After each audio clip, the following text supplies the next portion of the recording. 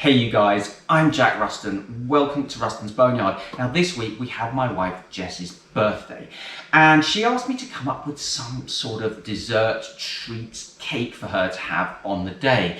Now broadly speaking she's keto, carnivore-ish, but she's more than happy to eat out of ketosis on occasion, provided those foods aren't processed wheat flour, processed sugar, seed oils, that kind of stuff. So she asked me to come up with something that's decent, but not necessarily keto macros.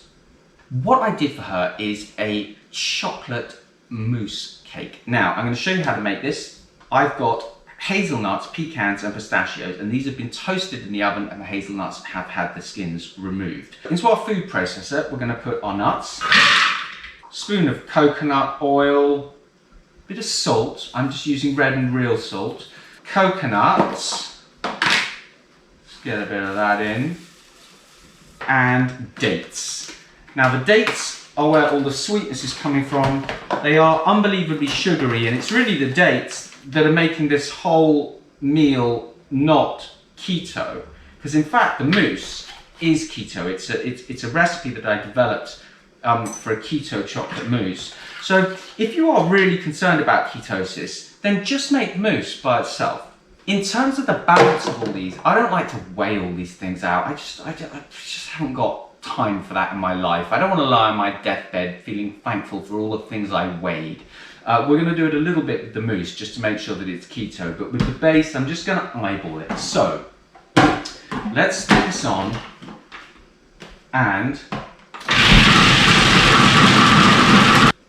a tiny bit more fat.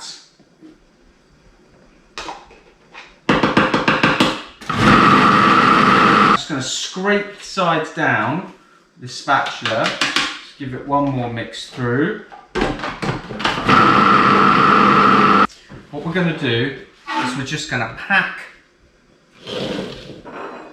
this base into these two rings. And I'm going to aim to make it about a centimetre deep. Now you can do this onto a plate or a piece of greaseproof or whatever you want. I'm just doing it onto this little board and I'm going to put these in the fridge. Let's get on with our mousse. What I've got over on my hob is a bain-marie. Let me show you that. And what it is just a bowl over a pan with some water in the bottom, some boiling water. Now we don't want the base of the bowl to touch the water, so just fill the pan accordingly. And into here, we're going to put some chocolate. And I'm going to use this 100% Montezuma Absolute Black. I'm going to make 2 portions of this. Each portion is going to have about 30 grams of this chocolate. Now that is 4 rows of this stuff. And what I'm going to do is I'm just going to break that up as much as possible.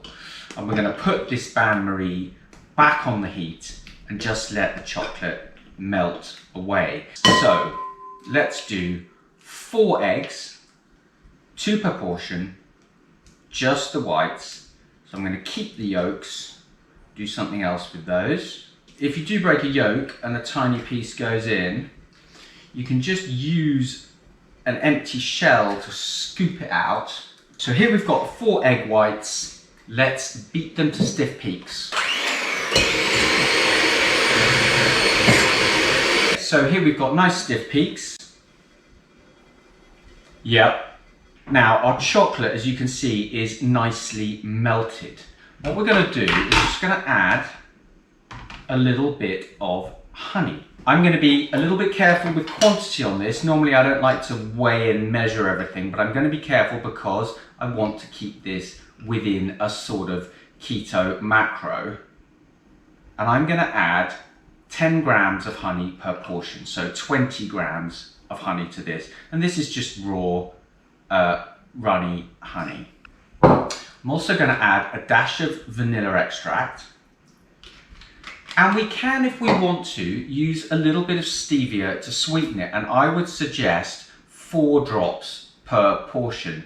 Now, that's probably more important if you're just making this as a keto mousse to be served on its own. But in fact, when we add this to the base which is going to be very sweet with those dates, We're looking to make a pretty grown-up sort of bitter chocolate mousse rather than a very sweet one, simply because that's going to fit better with the base in terms of the taste. I'm going to add about 1/3 of my egg whites, just chunk like that, and then I'm going to take my electric whisk again, and so what we have now is this sort of creamy kind of thick base to our mousse, and we're just going to add the rest of the egg whites on top. Now we're not going to use the electric whisk again because that will beat all of the air out of our mousse. What we're going to do is we're just going to scrape all of those whites in and the bits that I've dropped, and we're just going to fold those through, and we might have to kind of mix it up a bit, get it all completely blended to get rid of all of the sort of chunks of fluffy whites. But basically what we're trying to do is mix this through without beating too much air out of it. So don't kind of go crazy with the electric whisk or by sort of whisking it too much. We're just kind of folding it over and doing as little as we can, because the more we beat it, the more we beat the air out, the more we'll end up with a kind of chocolate sludge instead of a light, airy mousse. Now that, the moment the colour is even throughout and it's just gone chocolatey, it's good to go. Just pour this mousse in on top of each one. We can heap it up. Woo! There we go. Those back into the fridge to set for a good couple of hours. I mean, or even overnight, as long as you want, but you know, at least a good couple of hours. We want them to be quite well set. Okay.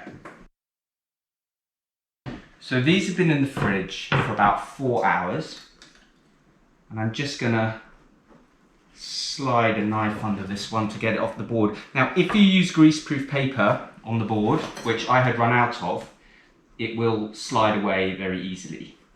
I'm just gonna slice it off. I'm gonna move it onto a little plate like this.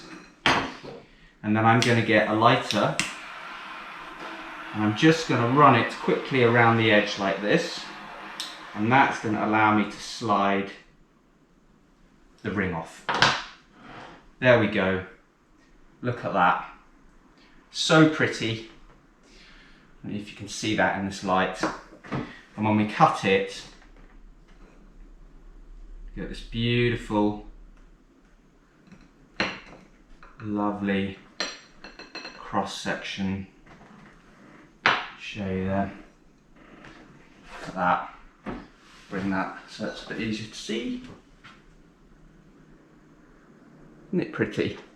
So that is the chocolate mousse cake. Give it a go. Stick a picture on Instagram, tag me at RUSTON'S Boneyard. Keep cooking, you guys.